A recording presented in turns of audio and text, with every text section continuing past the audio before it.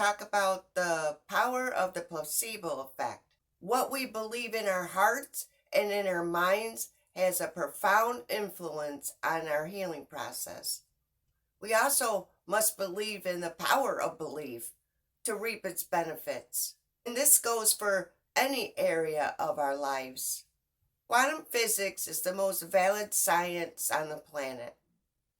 It also shows us that consciousness affects everything, from the very cells of our bodies into our world around us.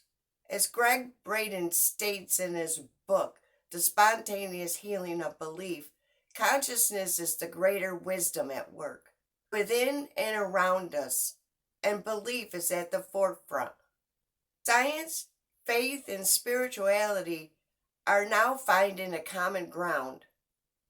When it comes to people healing their own illness or disease, the power of belief has been demonstrated so many times. Doctors have no explanation of why some people heal themselves, but they have to admit that the patient's belief that healing is or has happened.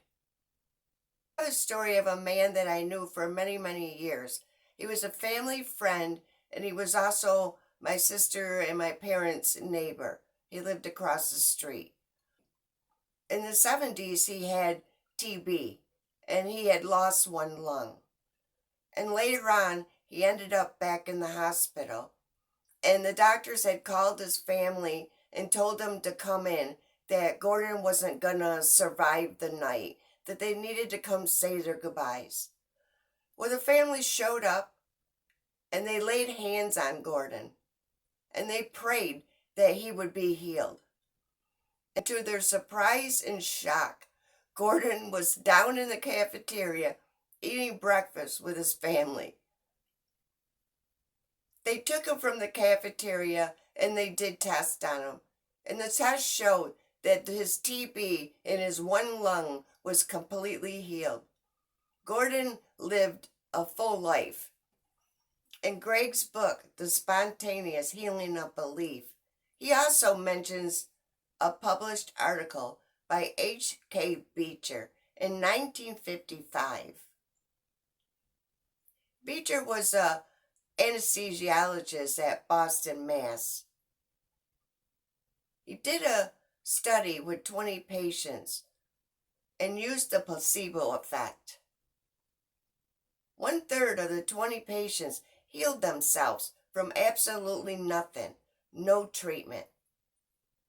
The participants believed that they were either receiving a healing medication or undergoing a surgery that would heal them. Patients only received sugar pills, and the surgeries that were done, only a scar was created. There was nothing removed, there was nothing fixed, there was nothing added. The patients believed that the surgery that they were receiving was going to heal their illness. Because 1/3 of the patients believed so strongly that they were receiving a healing medication or a surgery, their bodies actually responded and healed. So what happens if we have the opposite beliefs? When a doctor tells a patient that they have cancer or illness or disease, they can't be cured. What happens is the patient believes them. Why do they believe them? Because they're the doctor standing in front of them with the white coat. They're the ones that have the medical degree hanging on the wall. They believe what they're being told because they're being told this by an authority figure of the medical field. A belief is just a practiced thought. A belief is a thought that we continue to think. Our beliefs are grounded in our past experiences, such as, I knew a person who died from fill in the blank.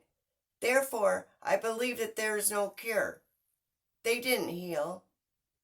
The beliefs about ourselves, our past, and our future are just filters from past experiences that we place over the lens of how we view the world.